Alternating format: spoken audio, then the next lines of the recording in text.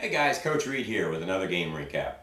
Coming off of a 2-0 loss at Wyoming, we went back to the toolbox and redid some things at practice the week leading up to Winton Woods. This was a big game. Another league game. We knew that we had to get by teams like Winton Woods to give ourselves a shot to win league. We still had a goal in hand for winning league, and so we went back to the drawing board with some of our techniques. And all week at practice, we worked on technique. One of the big things we talked about in the last recap and at the last game was the idea of not ball chasing.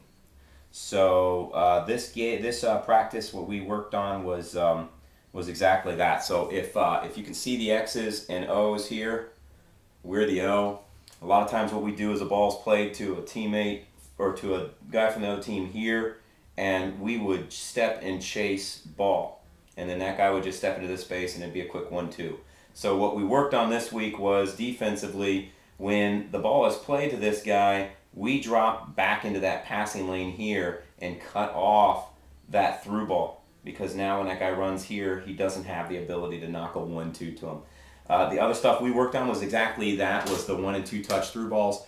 Body positioning becomes very important.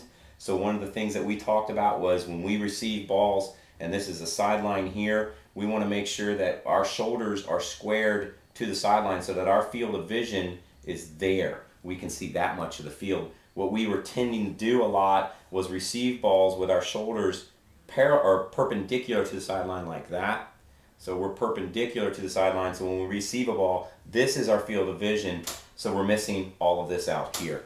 And so we worked a lot on practice this week about that. I told you guys, watch some games, watch the Columbus Crew. They played Joe Public over the week from Trinidad in the CONCACAF Cup. Chelsea games, watch some of the Premier League games. Pay very close attention to how the guys position themselves on the field. The key is to open those shoulders up, receive balls across your body with the farthest foot so that you see the whole field, and allows you, speed of play increases because you can see the field while you're receiving, so you don't have to take as many touches and try to turn and find things. It allows you to shorten the number of touches you take. It allows you to play a little bit faster, taking defenders on with your first touch, one-touch shots. It allows you a composure on the ball that we've been lacking. So we go into a very talented, very tough, up and down Winton Woods team. They're a lot like us. They have some really great games, and then they have some days where, like the Hamilton game. I take nothing away from Hamilton. They were a great team, but we didn't come with our A game that day, except for about a 20 or 30 minute spurt. We faced Winton Woods that was very similar to us in that sense. So we had to go out there and make sure we continued to do our job.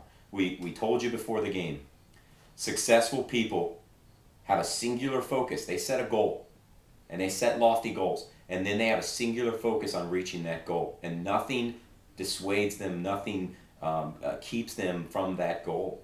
And you guys, we told you, you wanted to win league. You wanted to be undefeated in league, and that was our goal. So you guys needed to create a singular focus toward that goal. Nothing else mattered but this game at this moment. We had to get by Winton Woods before anything else mattered. And we went into that game, and boy, what a hard-nosed game.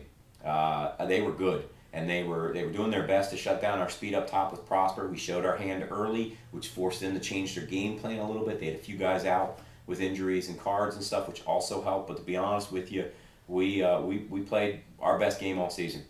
Body positioning was phenomenal. 1 and 2 touches through the middle. We were creating opportunities. We were fast. Defensively, that's the best we've ever played defensively. We were stepping to and denying balls, which is another thing we talked about. We were dropping into passing lanes instead of chasing the ball. We were downright solid. They had a very difficult time cracking our defense. We go out to a 1-0 lead off of a Prosper Romano. And Prosper, I got to hand it to him, he's a team player. Prosper takes the ball down on a breakaway, makes a 30-40 yard run, gets taken down in the box, and I tell Billy to take the kick. And that's a difficult thing to do, but Prosper's tired from making the run. Billy is solid, and we trust him. He's our leader. We needed the points, and it's not that I don't trust Prosper, but it seemed like the right thing to do. Let the guy who didn't just make a 40-yard run and then get tackled at the end. Let the fresh guy take the kick. So I let Billy take it, and Prosper says, "Hey, coach, I completely understand. I don't have a problem with that. It's about the team. It's not about me." And so Billy gets himself a goal, and then they get a phenomenal goal. Caught us off guard. but they get a phenomenal goal to tie it up 1-1 in the second half. And with about 10 minutes to go, we fought, we clawed right back into it. And again, Billy gets a ball out of the back. He's been doing it all year. He just hasn't been able to connect yet. Takes about 4 or 5 guys on, makes a brilliant run up top with the ball, gets all the way into the offensive third, and hits a bending through ball to Prosper. Prosper hits this baby with the outside of his foot or his toe or something, and it has just a weird spin on it. It's going, and I'm thinking, oh, it's not in, and it hits the edge of the post and tucks in.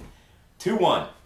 And we held on tight for the rest of the game because, boy, did they come at us. They threw everything but the kitchen sink at us. And I got to hand it to them. That was a resilient team.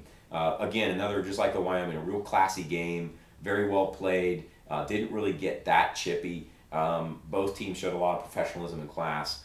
We came away, they were rough on Prosper, but we came away with hard-earned victory in probably one of our most disciplined games of the season. So I think from now on, our practices are going to be very technical at the start of every practice, and then we'll move into the tactics. But we really need to keep focused on the technique because it made a big difference in this game. Really proud of you guys. Take away a 2-1 win. Tecumseh Award this game goes to Billy, an assist and a goal. He's been anchoring one of the most solid defenses in the league all season, and finally he gets a little love in the stats column. So congratulations to Billy, Tecumseh Award for the game. Prosper, way to create up top. Cody Wilhelm, again, man, everything you do up top is creating. The goals will fall. Same for the rest of you guys.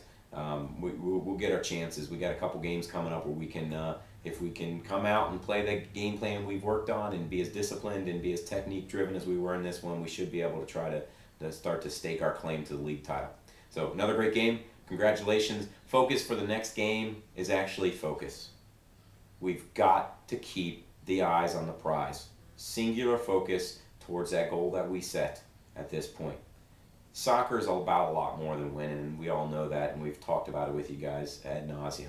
And it's been a real change of philosophy for me over the last 15, 20 years to realize that there's so much more beyond the game, and I'm really proud of you guys for that. But we did set a goal, and while the game isn't all about winning, it's a goal you guys had. And I believe strongly that when we set goals, we try our best to reach them. If you don't reach them, fine. But you don't lay down, you don't quit, and you don't change them. You know, you set a goal, you can't hit the reset button now, gentlemen. So, league title is our goal. We've got two league games coming up, and we've got 2 teams that owe us one from last year. Both Edgewood and Mount Healthy probably feel like they owe us one. So, keep your focus, keep your discipline, just like Turpin. Focus, discipline, that'll carry us through. See you at the next recap.